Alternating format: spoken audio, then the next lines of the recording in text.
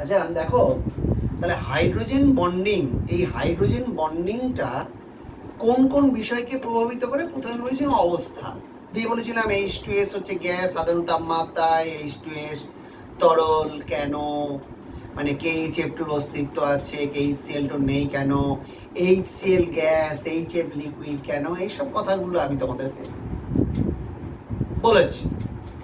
এইবার দেখো, এখন যে জিনিসটা সম্পর্কে খুব বেশি জানতে হবে সেটা হচ্ছে বরফ। বরফ জলে ভাসে কেন? নিশ্চয়ই বরফের ঘনত্ব জলের ঘনত্বের চেয়ে কি কম। তার মানে কি, জল জমে যখন বরফে পরিণত হয় তার আয়তনটা কি হয়? বেশি হয়। প্রশ্ন হচ্ছে ঘনত্ব বাড়ে কেন? না, আয়তনটা বেশি হয়। আয়তনটা বেশি হয় কেন সেইটা ব্যাখ্যা করার জন্য আমার রয়ে গেছে কোনটা? সেটা হচ্ছে হাইড্রোজেন বন্ডিং। কেমন করে একটু দেখায়। বরফের ক্ষেত্রে ওরা যেটা কেলাস তৈরি করে, সেই কেলাসটা হচ্ছে চতুস্থলাকৃতি, মানে একটা চতুস্থলকের চারটে কৌণিক বিন্দুতে চারটে জল অণু অবস্থান করছে। এবং মনে রাখবে যে প্রত্যেকটা অক্সিজেন পরমাণু তার চারিদিকে চারটে করে H পরমাণুর সঙ্গে অ্যাটাচ থাকে, যাদের মধ্যে দুটো হচ্ছে গিয়ে হাইড্রোজেন বন্ধন আর দুটো হচ্ছে সমযোজী বন্ধন। আমি হাইড্রোজেন বন্ডকে আমি প্রকাশ করব ডট ডট ডট বন্ড দ্বারা, ডটেড বন্ড দ্বারা, আর সমযোজী বন্ধনকে প্রকাশ করব বোল্ড লাইন দিয়ে। আমার মতন করতে হবে তার কোনো মানে নেই গো। সবসময় মনে রাখবে এমনভাবে আঁকতে হবে যাতে প্রত্যেকটা অক্সিজেন পরমাণুর চারদিকে মোট চারটে হাইড্রোজেন পরমাণু থাকে। আমি যদি এইরকম একটা কর্নারে যদি আঁকি H,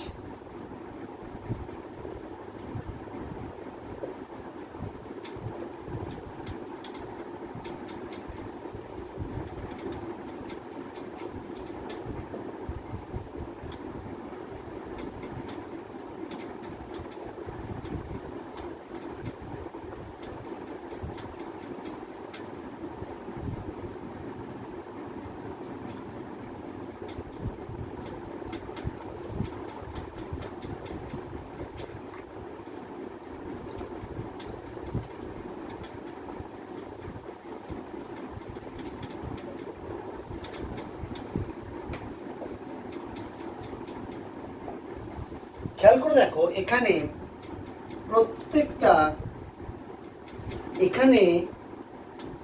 প্রত্যেকটা অক্সিজেন পরমাণু তার চারিদিকে চারটে করে H পরমাণুর সঙ্গে অ্যাটাচ রয়েছে, যাদের মধ্যে দুটো হচ্ছে গিয়ে বোল্ড লাইন আর দুটো হচ্ছে ডটেড লাইন।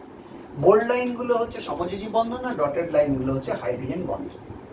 এখন হয়েছে কি, এই যে একটা কেলাস, বরফের যে কেলাসটা তৈরি করার সময় মধ্যেখানে যে ফাঁকা জায়গাটা রয়েছে, সেই ফাঁকা জায়গার পরিমাণটা এতটাই বেশি যে একটা জল অণু এর ভিতরে অবাধে ঘুরতে পারে। তাহলে যখন এই রকম ফাঁকা জায়গাওয়ালা কেলাস তৈরি করছে, তখন তার আয়তনটা কি হয়ে যাচ্ছে? অনেক বেশি হয়ে যাচ্ছে। যখন আয়তন বেশি হয়ে যাচ্ছে তখন কি হয়ে যাচ্ছে? অটোমেটিক্যালি ঘনত্ব কি হয়ে যাচ্ছে? কমে যাচ্ছে। ঘনত্ব কমে গেলে কি হচ্ছে? জলের ঘনত্ব চেয়ে ঘনত্ব কমে গেলে কি হবে? জলের উপর হচ্ছে কি বরফটা কি করবে? ভাসবে। যার জন্যই বরফ জলে ভাসে বা হচ্ছে গিয়ে বরফ আয়তনে বড় হয়। আর আরেকটি প্রশ্ন, এই যে দেখবে বরফ লাসচারাস, চকচকে কেন? এই বরফ চকচকে কেন জানো? কাঞ্চনজঙ্ঘা থেকে সূর্য ওঠা দেখতে তো সবাই যায়। টাইগার হিল থেকে কাঞ্চনজঙ্ঘায় সূর্য উঠছে, তার প্রতি ছবি, মানে ওর উপরে সূর্যের আলোটা পড়ছে, দিয়ে নিয়মিত প্রতিফলন হচ্ছে, এই অপূর্ব সৌন্দর্য দেখার জন্য সবাই ছোটে। তার মূল কারণটা কি? মূল কারণটা হচ্ছে এইটা, যে এর ভিতরে একটা জল অণু যখন অবাধে ঘুরে বেড়ায় তখন ওই বরফের উপরে একটা পাতলা একটা লেয়ার তৈরি করে। সেই লেয়ারটা হচ্ছে সমতল লেয়ার হওয়ার জন্য ওখানে আলোর নিয়মিত প্রতিফলন হয়, আর নিয়মিত প্রতিফলন হওয়ার জন্য এই বরফ হচ্ছে গিয়ে লাসচারাস। এবার কি করে, যখন তুমি হিট দেবে তখন কি আয়তন কমবে কেন? না, এই হাইড্রোজেন বন্ধনগুলো ভেঙে যাবে, ভেঙে গিয়ে জল অণুগুলো পরস্পর কাছাকাছি চলে আসবে। যখন কাছাকাছি চলে আসবে তখন কি হবে? এই ফাঁকা জায়গাটা বেরিয়ে চলে আসবে। এই কারণেই বরফকে গলালে আয়তনে কমে যায়। এরপরে দেখো যে দ্রাব্যতার ওপর হাইড্রোজেন বন্ধন কিরূপ প্রভাব বিস্তার করে। দ্রাব্যতার ওপর, দ্রাব্যতা মানে কে কিসে দ্রবীভূত হয়। একটা খুব ভালো কথা আছে, কথাটা হচ্ছে like dissolved like, like dissolved like, মানে হচ্ছে এটা সমযোজী যৌগগুলো নন পোলার দ্রাবকে দ্রবীভূত হয় এবং তড়িৎযোজী যৌগগুলো পোলার দ্রাবকে দ্রবীভূত হবে, রাইট। সমযোজী যৌগগুলো নন পোলারে দ্রবীভূত হবে। কি করে দ্রবীভূত হবে সেটা আমি ভ্যান ডার ওয়ালস অ্যাট্রাকশনটা কেমন করে সৃষ্টি হয় সেটা আমি বোঝাবো পরে। তড়িৎযোজী যৌগগুলো পোলার দ্রাবকে দ্রবীভূত হয়। Very simple. ধরো আমি বলছি এ প্লাস বি মাইনাস যখন কোনো একটা দ্রাবকের মধ্যে দিয়ে দেওয়া হয়, ধরো আমি জলের মধ্যে দিয়ে দিলাম, জল একটা পোলার দ্রাবক, তাহলে কি করছে না ওই জলের যে তোমার পজিটিভ এন্ড থাকছে সে করছে একে টানতে আরম্ভ করছে, জলের যে নেগেটিভ এন্ড থাকছে একে টানতে আরম্ভ করছে, দিয়ে এইগুলোকে সব হাইড্রেটেড করে দিচ্ছে, এগুলো দ্রবীভূত হয়ে যাচ্ছে।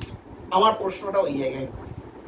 তাহলে বলছে অ্যালকোহল, গ্লুকোজ, চিনি যারা সম্পূর্ণভাবে হচ্ছে গিয়ে সমযোজী যৌগ, যারা সম্পূর্ণ সমযোজী যৌগ, তাহলে তারা জলের মতন পোলার দ্রাবকে দ্রবীভূত হয় কেন?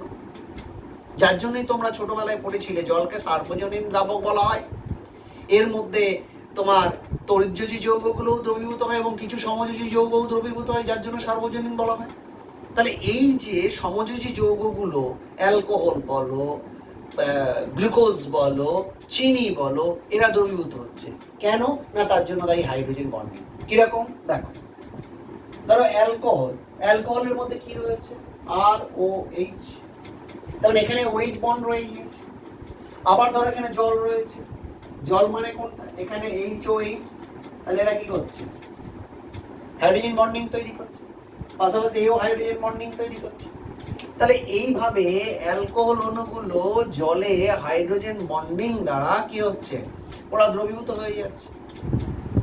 এই কারণে গ্লুকোজ বলো, গ্লুকোজ কি? C6H12O6, তার গ্লুকোজের গঠনে তো প্রচুর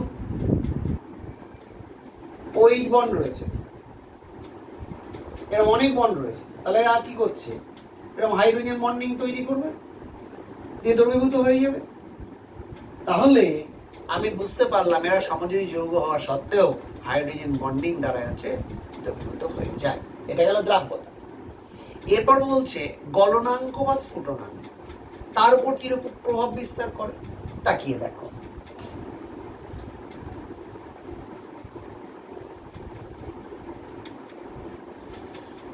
গলনাঙ্ক কাকে বলে জানো নিশ্চয়ই, মনে রাখবে কি না, যেখানে অণু সমাবেশ যত বেশি হবে তাদের গলনাঙ্ক বা স্ফুটনাঙ্ক তত বেশি হবে। তার মানে অণু সমাবেশ বাড়লে গলনাঙ্ক বা স্ফুটনাঙ্কটা বাড়ে। এখন অণু সমাবেশটা কি কিভাবে হতে পারে? তড়িৎযোজী যৌগ হলে তাদের অণু সমাবেশটা কেমন হয় বুঝতেই পেরেছো। ক্যাটায়নকে ঘিরে অ্যানায়ন, অ্যানায়নকে ঘিরে ক্যাটায়ন, বৃহৎ একটা সমাবেশ তৈরি করে। কিন্তু কিছু কিছু যৌগ আছে যাদের ক্ষেত্রে হাইড্রোজেন বন্ধন দ্বারা অণু সমাবেশ ঘটে। স্পেসিফিক প্রশ্ন যেটা সেটা হচ্ছে অর্থোনাইট্রোফেনল এবং প্যারানাইট্রোফেনল কার গলনাঙ্ক বেশি এবং কেন? Specific question. Orthonitrophenol and paranitrophenol, এদের মধ্যে কার গলনাঙ্ক বেশি বেশি এবং কেন?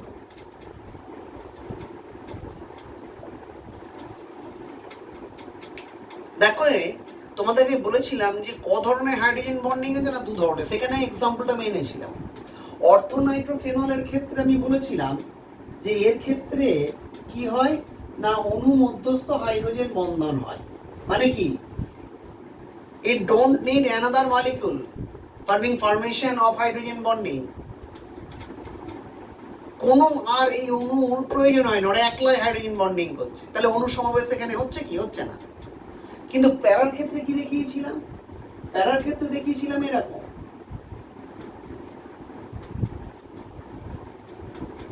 এখানে ইন্টারমলিকুলার হাইড্রোজেন বন্ডিং হচ্ছে।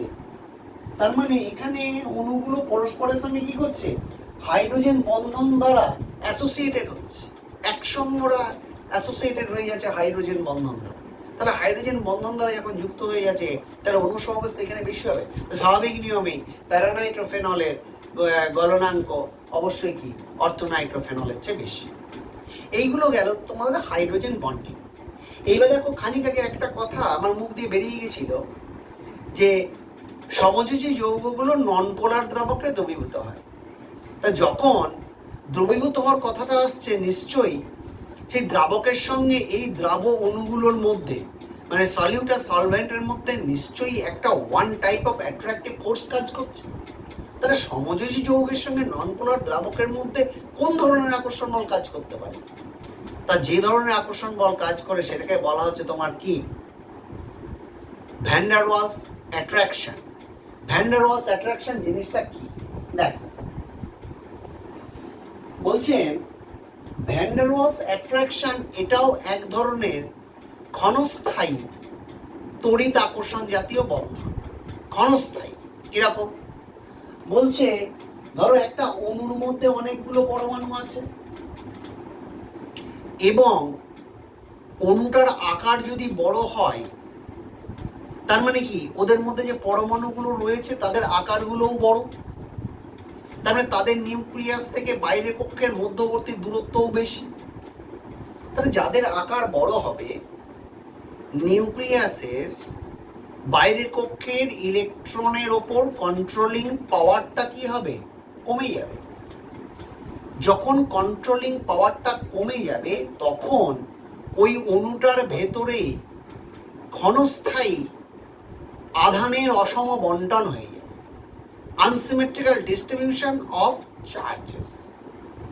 কারণ কি যে নিউক্লিয়াস বাইরের কক্ষে ইলেকট্রনগুলোকে ভালো কন্ট্রোল করতে পারছে।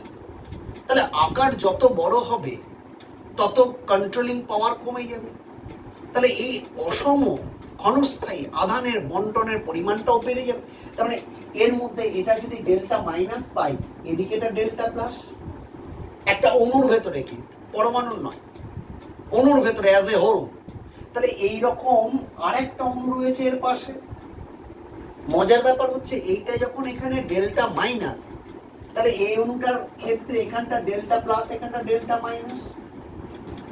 এবার কি হয় এদের মধ্যে যে তড়িৎ আকর্ষণ জাতীয় বন্ধন ক্ষণস্থায়ী। কারণ কি পর মুহূর্তে এটা এইখানে চলে যাবে, অর্থাৎ ডেল্টা মাইনাসটা এদিকে আসবে ডেল্টা প্লাসটা এদিকে হবে, আবার এটাও ডেল্টা মাইনাসটা এখানে আসবে ডেল্টা প্লাসটা এখানে যাবে। এটা ক্ষণস্থায়ী, এটা একটা কনসেপ্ট। এই ক্ষণস্থায়ী আধানের অসম বন্টনের ফলে এদের মধ্যে তোমার কি আছে একটা তড়িৎ আকর্ষণ জাতীয় বন্ধন তৈরি হয়। এই বন্ধনকে বলা হচ্ছে তোমার কি ভ্যান ডার ওয়াল জাতীয় আকর্ষণ বল। এই ভ্যান ডার ওয়াল জাতীয় আকর্ষণ বল দ্বারা আবদ্ধ করে। কেন কি বলছি দেখো আণবিক গুরুত্ব বাড়ার সঙ্গে সঙ্গে গলনাঙ্ক বা স্ফুটনাঙ্ক বাড়ে। আণবিক গুরুত্ব বাড়ার সঙ্গে সঙ্গে কেন বাড়ে না, আণবিক গুরুত্ব বাড়া মানে তার মধ্যে যে পরমাণুগুলো থাকে সেই পরমাণুগুলো কি আকারে বড় হয়। পরমাণু আকারে বড় হলে অণুগুলো আকারে বড় হবে। তাহলে পরমাণুর নিউক্লিয়াসের বাইরে কক্ষে ইলেকট্রনের উপর কন্ট্রোলিং পাওয়ার কমে যাবে। তাহলে যত বড় হবে তাহলে আধানের অসম বন্টনের পরিমাণ মানে ক্ষণস্থায়ী আধানের অসম বন্টনের পরিমাণ কি হবে অনেক বেশি হবে, মানে এই মানগুলো অনেক বেশি হবে। যখন এই মানগুলো বেশি হবে তাহলে তাদের মধ্যে আকর্ষণ বল কি হবে অনেক বেশি হবে। ঠিক তেমনি নন পোলার যে দ্রাবক সেই নন পোলার দ্রাবকের ক্ষেত্রে সেখানে যেমন তোমার আধানের অসম বন্টন ক্ষণস্থায়ী হচ্ছে তেমনি সমযোজী যে দ্রাবটা ব্যবহার করেছে তার ভেতরেও তোমার হচ্ছে গিয়ে ক্ষণস্থায়ী আধানের অসম বন্টন হচ্ছে। তাদের বিপরীত প্রান্তের যে সময় আধানগুলো রয়েছে তাদের আকর্ষণের জন্য কি হবে ওরা দ্রবীভূত হয়ে যাবে। তাহলে এইটা হচ্ছে গিয়ে ভ্যান ডার ওয়াল জাতীয় আকর্ষণ বল। এই যে ফোর্সটা কাজ করছে আমরা অনেক সময় এটা বলি লন্ডন ফোর্স। লন্ডন ফোর্স বলে একে অভিহিত করি।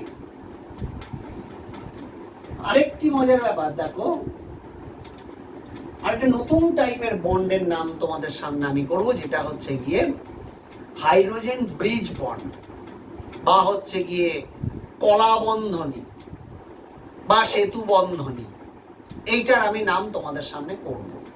হলো সেটা কি সেটা স্পেসিফিক একটা এক্সাম্পল আছে। সেটাকে সেটা হচ্ছে B2H6, একে বলা হচ্ছে ডাইবোরেন। বোরনের বাইরে কক্ষে 3টে ইলেকট্রন আছে, তা তিনটে হাইড্রোজেনের সঙ্গে যুক্ত হতে পারে, তাহলে তৈরি করবে BH3 করবে। তাহলে তুমি এবার ভেবে দেখো তো, যদি BH3 করতে পারে তাহলে B2H6 কি করে তৈরি হবে? কোনো কনসেপ্টেই আসছে না B2H6 কি করে তৈরি হবে। তাহলে এক্ষেত্রে স্পেশাল টাইপ অফ বন্ড তৈরি হয়, সেটাকে বলা হচ্ছে হাইড্রোজেন ব্রিজ বন্ড বা কলা বন্ধনী। খেয়াল করে দেখো, তোমাদের আমি হাইব্রিডাইজেশন পড়িয়েছি, তো হলো boron 1s2 2s2 2p1, right? তাহলে একটা বোরনের ক্ষেত্রে খেয়াল করে দেখো, একটা বোরনের ক্ষেত্রে এইটা ধরো p এর তিনটে কক্ষক, আর এটা হচ্ছে 2s, এটা 2p। তাহলে এটা সংকরায়ন করবে। কি সংকরায়ন করবে? sp3 সংকরায়ন করবে। তাহলে sp3 সংকরায়ন করলে তাহলে সমশক্তি সম্পন্ন 4টে sp3 কক্ষক তৈরি করবে। তাহলে যখন 4টে sp3 কক্ষক তৈরি করবে তাহলে তার ছবিটা কেমন দাঁড়াবে? ধরো একটা বোরনের হচ্ছে 4টে sp3 কক্ষক, হাতে ইলেকট্রন কটা আছে? 3টে। তার মানে এটাও sp3, এটাও sp3, sp3, sp3, এখানে একটা, এখানে একটা, এখানে একটা। 3টে sp3 কক্ষকে 3টে একক ইলেকট্রন রয়েছে, আর একটা কি রয়েছে? ভ্যাকেট রয়েছে। এখানে করছি কি আরেকটা বোরনের ক্ষেত্রে ঠিক তাই, সেম। এটা এটা এটা এটা ভ্যাকেট, সবকটা sp3।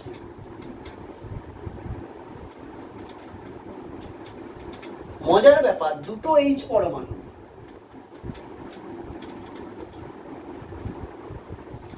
এর সঙ্গে বন্ড তৈরি করছে, সমযোজী বন্ধন, আর একটা করছে সমযোজী বন্ধন। এরপরে তৃতীয় যে হাইড্রোজেন পরমাণুটা, সে কি করছে? 3 সেন্টার 2 ইলেকট্রন বন্ড, মানে তিনটের সঙ্গে যোগাযোগ করবে অথচ দুটো ইলেকট্রন দিয়ে বন্ড তৈরি করবে।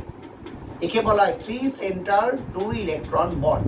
কেমন দেখো, এই কক্ষকের সঙ্গে হাইড্রোজেন তার নিজের ইলেকট্রনটা দিয়ে, তার মানে এর ইলেকট্রন, এর একটা ইলেকট্রন দেওয়ার পর দুটো ইলেকট্রন হলো, দিয়ে কি করলো? এই বোরনের এই ফাঁকা যে sp3 কক্ষক তার মধ্যে ওরা সংযোগ রক্ষা করলো। It looks like a bridge,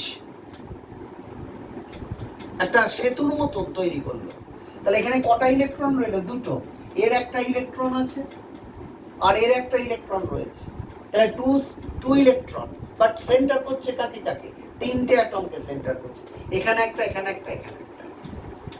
তাহলে 3 সেন্টার 2 ইলেকট্রন বন্ড তৈরি করছে, এইটা যেটা হচ্ছে সেতু বন্ধনী তৈরি করছে। এবার এদের ক্ষেত্রেও ঠিক তাই, আরেকটা হাইড্রোজেন, মানে এ যেমন একটা হাইড্রোজেনের সঙ্গে করছে, এ আরেকটার সঙ্গে করছে, সমযোজী বন্ধন। এই থার্ড যেটা, সে কি করছে? এখানে হাইড্রোজেনের একটা ইলেকট্রন নিচ্ছে, নেওয়ার পর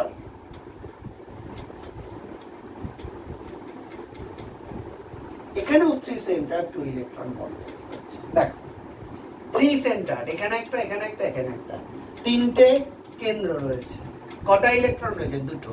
তাহলে 3 সেন্টার 2 ইলেকট্রন বন্ড তৈরি করছে। তাহলে এটাও দেখো একটা ব্রিজের মতন তৈরি করছে। এবং ওভারঅল দুজনের মধ্যে ছবিটাকে যদি একটু, আমার তো ছবি আঁকার হাত খুব ভালো, ওই জন্য বিষয়টা একটু প্রবলেমেটিক হয়ে গেছে। তুমি যদি এইরকম ভাবে যদি দেখো, তুমি দেখবে এরকম একটা কলা টাইপের বন্ড তৈরি করেছে, কলা টাইপের বন্ড তৈরি করেছে, ব্যানানা টাইপের বন্ড তৈরি করেছে, মানে দুদিকটা হচ্ছে গিয়ে সরু, মধ্যেখানটা মোটা, ব্যানানা টাইপের বন্ড তৈরি করেছে। এই বন্ডটাকে বলা হচ্ছে তোমার কি? ব্যানানা বন্ড বা হচ্ছে গিয়ে কলা বন্ধনী। তাহলে এই কলা বন্ধনী তৈরি করে ফেলেছে। তাহলে এই বন্ডটাকে বলা হচ্ছে তোমার হাইড্রোজেন ব্রিজ বন্ড। এর একটাই মানে এক্সাম্পল রয়েছে, যেটা হচ্ছে ডাইবোরেন B2H6 এর ক্ষেত্রে। যেহেতু নেচার অফ কেমিক্যাল বন্ডিং পড়াচ্ছি, যার জন্য এটা বলে দেওয়া দরকার বলে আমি মনে করলাম, বলে বললাম। এরপরে যেটা করাবো সেটা হচ্ছে মলিকুলার অরবিটাল থিওরি। আমি পুরোটা করাবো না, আমি জাস্ট সামনে একটু কনসেপ্টটুকু দেবো।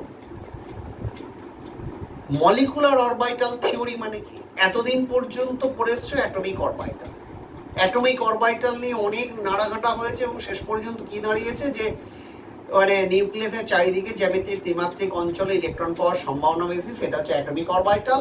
তারপরে আবার শ্রোডিঞ্জার তো বলেই দিল দূর, ইলেকট্রন মানে তরঙ্গের আকারে চলে।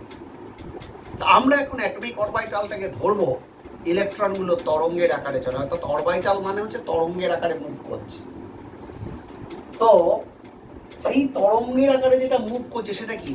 একটা নিউক্লিয়াস দ্বারা কন্ট্রোল হচ্ছে। তাহলে দুটো পরমাণু মিলে যখন, তাহলে দুটো পরমাণু মানে তাদের আমি ধরে নিচ্ছি একটা করে, আমি ধরেই নিচ্ছি তাদের শেষের যে কক্ষকটা রয়েছে সেই কক্ষকটা, একটা কক্ষ কি আছে আমি ধরে নিচ্ছি, তো শেষের যে একটা কক্ষক সে তরঙ্গের আকারে চলছে। আবার অন্য আরেকটা ওরই অ্যাটম রয়েছে ধরো, সে হচ্ছে তারও শেষের একটা কক্ষক রয়েছে, সেও তরঙ্গের আকারে চলছে, সেটাও অ্যাটমিক অরবিটাল, এটাও অ্যাটমিক অরবিটাল। তরঙ্গ মানে, তোমাদের সাউন্ড এখন হয়েছে কি জানি না, এইটা হচ্ছে তরঙ্গ। খানিকটা হলেও আমি অ্যাটমিক স্ট্রাকচারে বলেছিলাম একে বলে তরঙ্গের বিস্তার। কারণ কম্পনশীল কণার সময় সরণ লেখচিত্র করলে আমরা তরঙ্গ ছবিটা পাই। মানে মূল বিন্দু থেকে, মানে মধ্যবিন্দু থেকে সবচেয়ে ডাইনে বা বামে যত দূর যায় সেটাকে বলা যায় তরঙ্গের বিস্তার। ধরো আমি বলছি একটা এ অ্যাটমের শেষ যে কক্ষকটা রয়েছে সেই কক্ষকটা হচ্ছে এইটা, এটা হচ্ছে তার অ্যাটমিক অরবিটাল। আমি বলছি এর এই বিস্তারটাকে বলা হচ্ছে সাই এ, এর বিস্তারটাকে আমি বলছি সাই এ। আরেকটা বি অ্যাটমের তারও একটা তরঙ্গ আছে, এর অ্যাটমিক অরবিটালটাকে আমরা, এটা তরঙ্গ। তাহলে এর ক্ষেত্রে এই যেটা বিস্তারটা রয়েছে সেই বিস্তারটাকে বলা হচ্ছে তোমার কি? সাই বি। এখন এই দুটো অ্যাটম মিলে একটা বন্ড তৈরি করবে, তার মানে কি অরবিটালের মিলন হতে হবে তো। কিন্তু অরবিটালগুলো কেমন? তরঙ্গ তো। আর দুটো তরঙ্গের উপরিপাতন, উপরিপাতনের দুটো অপশন থাকতে পারে। একটা হচ্ছে সমদশায়, মানে এর ওপরে ঠিক এরকম ভাবে চেপে পড়বে, এটা সমদশায়। আরেকটা কি হবে না, এর ওপরে এ উল্টো ভাবে চাপবে, মানে এটা আমি একটু দেখাই। এরা দুজন মিলে বন্ড তৈরি করবে, তাহলে এর অ্যাটমিক অরবিটাল, এর অ্যাটমিক অরবিটাল, তাহলে কি হচ্ছে যখন সমদশায় পড়বে, সমদশায়, তারপরে ছিল এইটা, দ্যাট ইজ সাই এ, তার উপরে এইটা পড়লো,